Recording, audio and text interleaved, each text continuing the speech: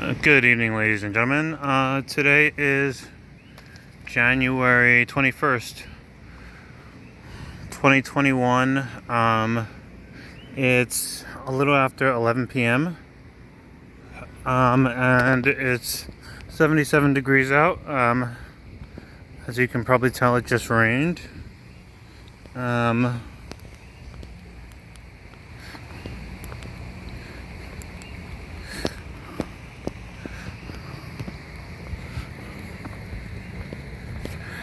And this evening, I'm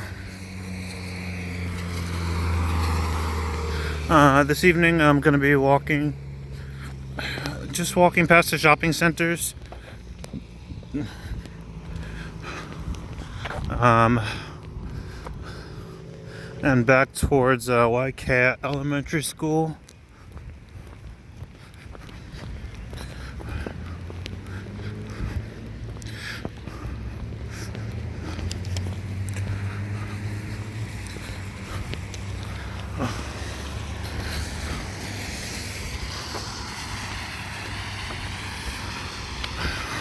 Okay, so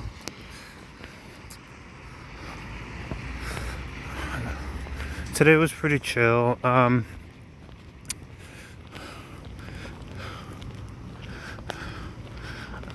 think today what's mostly been on my mind is kind of the fact that it looks like it really does look like it's fairly easy to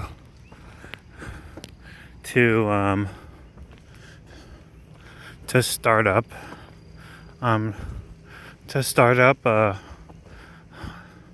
like any kind of business venture here.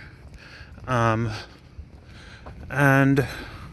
while I'm not really too interested in that, I do realize that it looks like you could start up just about anything off of any kind of like skills that you have, and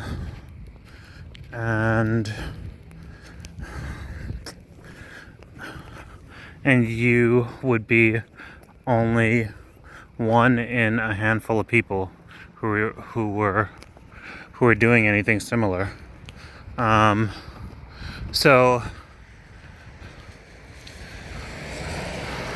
So in terms of a business, it probably wouldn't be that hard to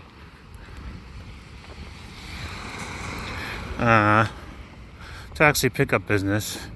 But as for me, I think it might be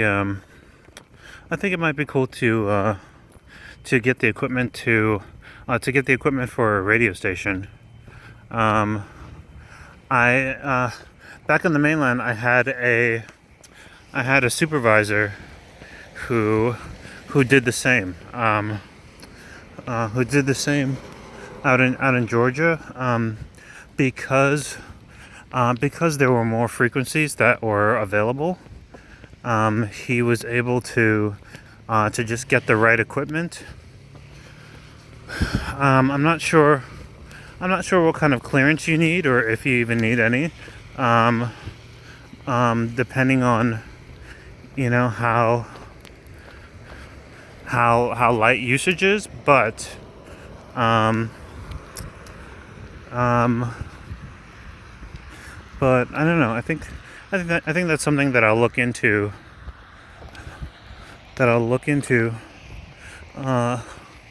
Once I'm a little bit more settled here, is just getting the equipment to broadcast my own music and stuff. If I had to guess, I know that the one university has a radio station here, which is University of Hawaii.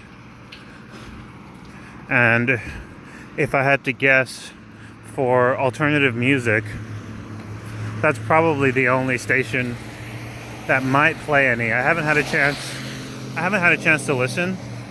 I haven't had a chance to listen yet. But that's what I found in Georgia. Like in Georgia, there were like a couple news stations, a lot of like Christian music stations, like Christian rock and gospel stations, and then there was only one station that played alternative music, or that played like techno or house or dream pop or synthwave or vaporwave, or any of the newer genres of music, and that was University of Georgia's radio station. And so I was tuned into that pretty often. It was pretty refreshing. It was like, Mondays might be, I don't know, K-pop. Tuesdays might be all rock. Wednesdays might be dream pop and like synthwave. Thursdays maybe house music.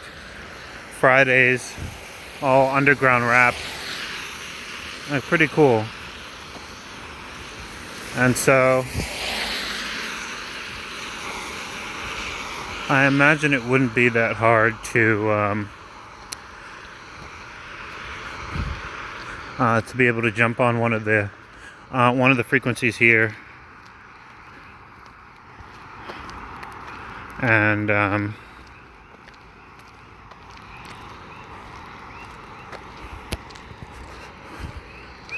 play whatever tunes that you wanted. Let's see. Tomorrow's Friday. I'll be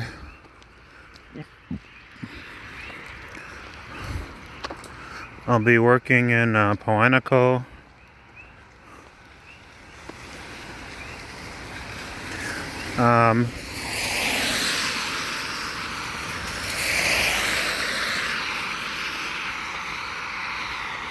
I think the gist for most people here is that they maybe prefer to live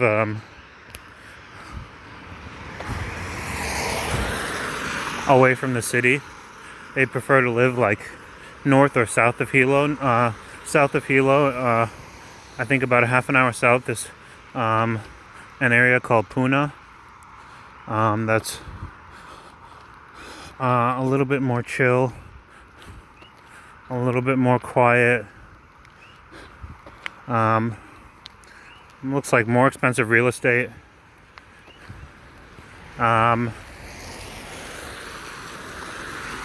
And maybe just a little bit, maybe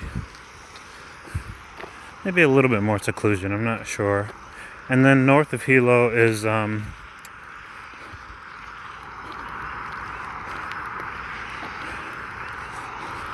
Waimea and Honolulu, which is the same way. Actually, I think it's even more expensive real estate, and also kind of secluded. But as for me right now, I don't really mind living. I don't really mind living in the city. I feel like it's pretty chill here, really, any way you slice it. It'd be great to see how things are once tourism picks back up, but honestly,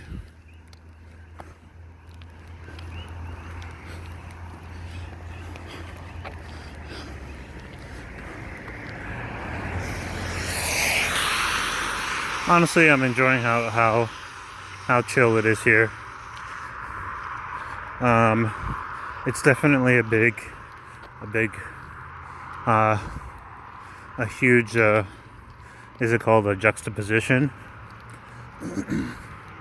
coming from Manhattan, coming from Brooklyn and whatnot, where, I mean, Jesus Christ, every day, like, there's just no way to prepare. There's no way to prepare for what you'll see and what you'll hear and what you'll experience on a daily basis in New York. That's how it is. It's just like, you know, I feel like each week living there, you think you've seen it all, and then out of nowhere,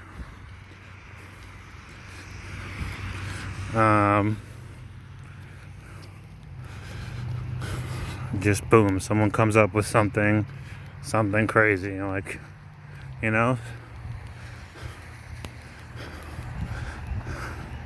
I mean, I think back in the day it was people who would play like drums or play a violin on the street for money, or the guitar, you know, maybe do some singing.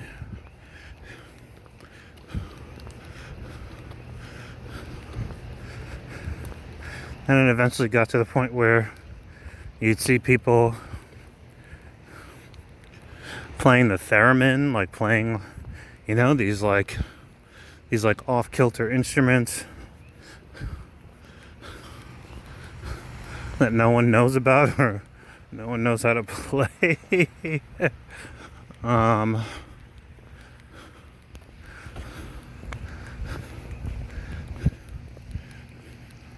And just every week there's just always people trying to top the people from the previous week.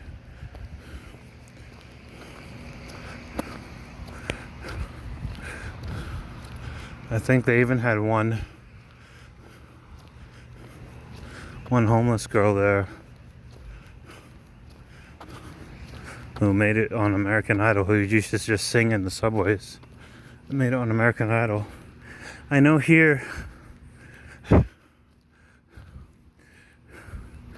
they're definitely pretty proud of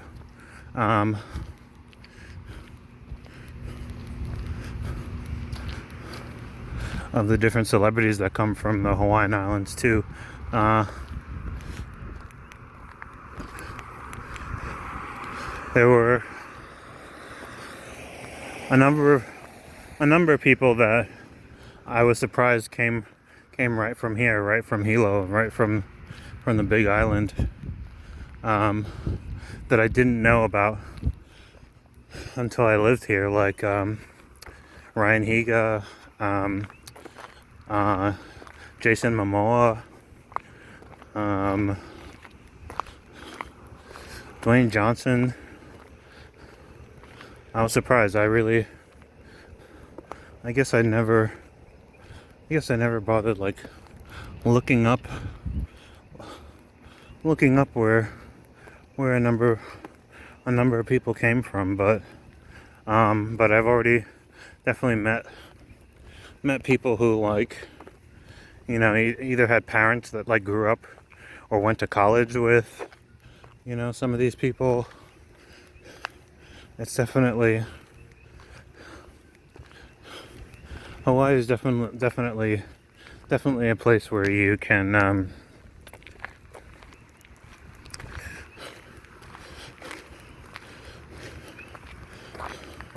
where there's not many degrees of separation. You know, you could just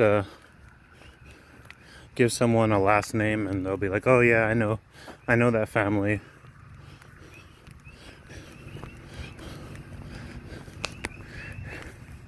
They did this or that for my family, you know, like one or two generations back, or recently.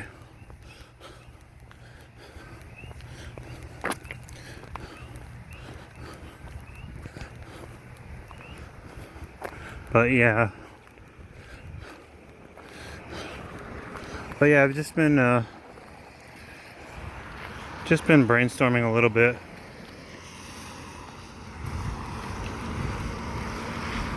On what kinds of stuff I can do being out here.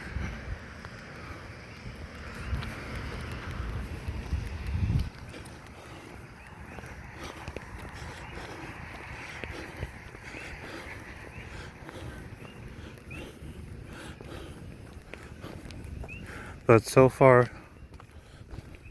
so good. So far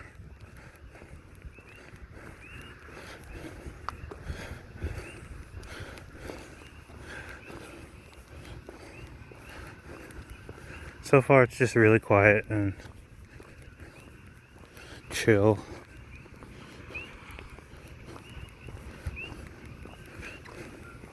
Really easygoing.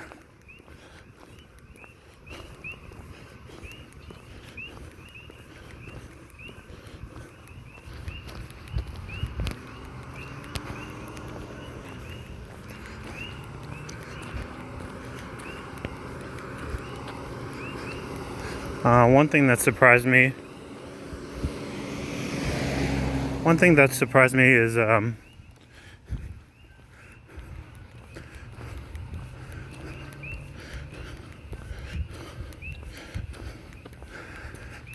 is just how many people offer me a ride if they see me walking somewhere.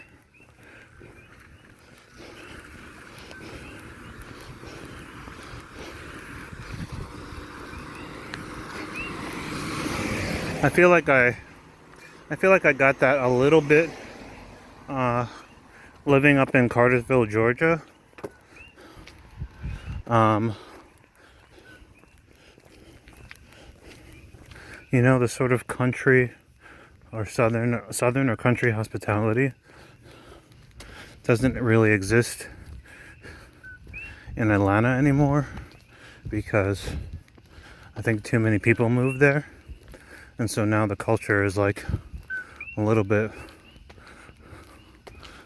closer to like inner city culture, where it's more important to be wary or vigilant of others than to be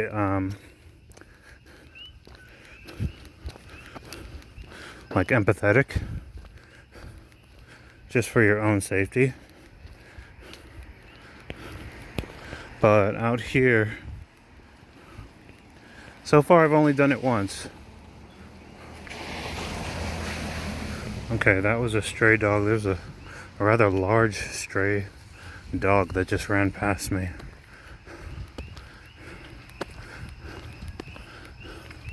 Up the road. I haven't had that happen in a long time.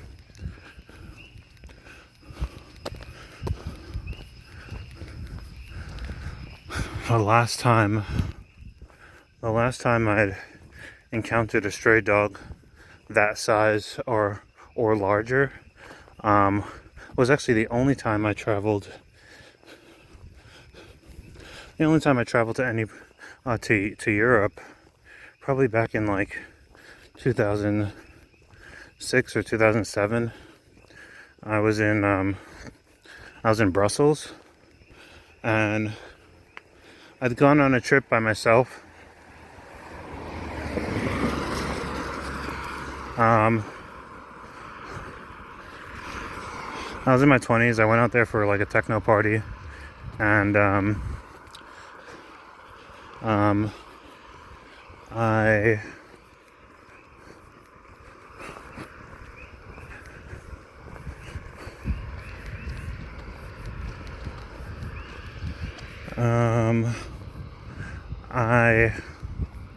I was walking up the streets of Brussels at night. I was staying in a hostel, and like there was a gigantic stray dog. Like, we are talking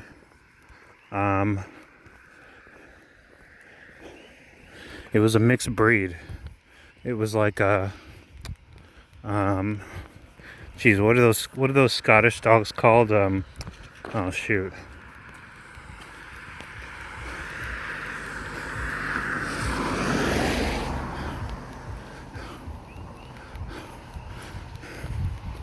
I think maybe like a terrier. Maybe it looked like a Scottish terrier,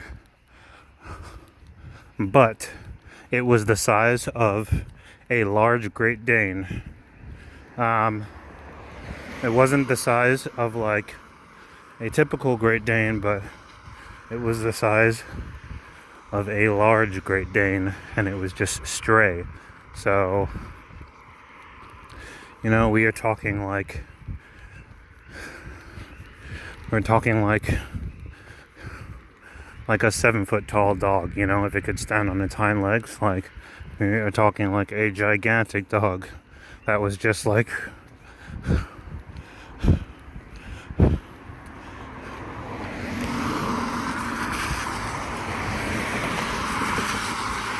walking on its own one night, just walking down the street. And it's one thing to see like a normal sized dog walking towards you at night, you know, seeing the silhouette of a normal sized dog walking towards you at night, but it's a whole other thing to see like something the size of a small horse walking towards you at night. I'd only ever experienced something like that in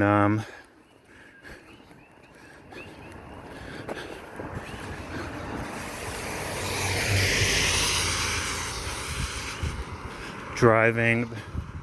I mean, apart from dogs, driving in Georgia, maybe like within 100 miles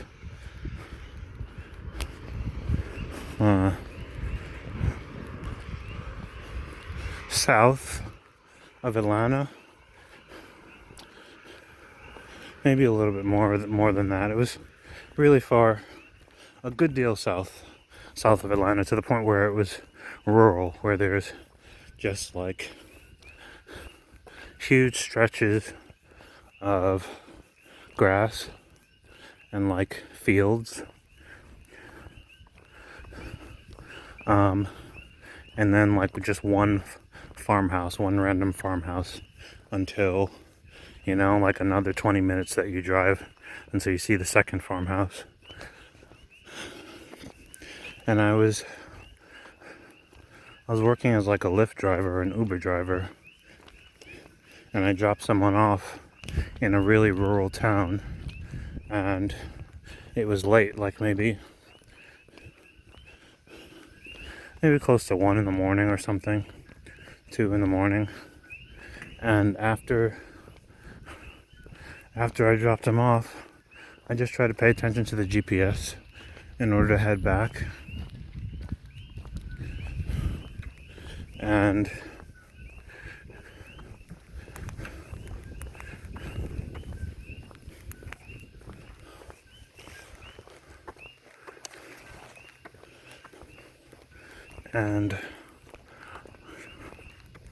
I start driving up a road when I see like a very large figure just right in the middle of the street, just like how I'm walking right now, and like there's a curb over here and a curb over there. But this animal was walking, it's a big animal, right in the middle of the street, and it was a fully grown cow that was, I don't think it was wild, but it was one, I think the town was just so rural that whoever owned the cow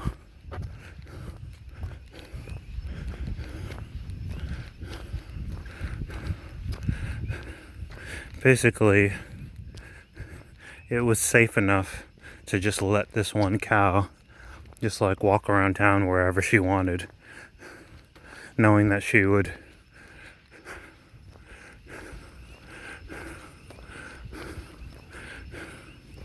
eventually return to the farm for food and stuff. And like, but coming from where I'm from, that is not okay. You do not just let a fully grown cow just roam the streets at night alone, going out socializing at night.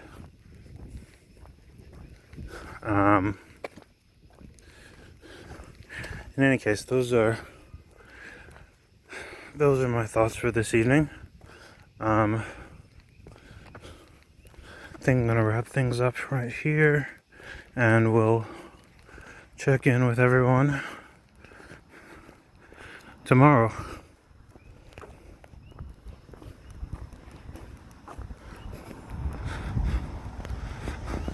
Mahalo for watching.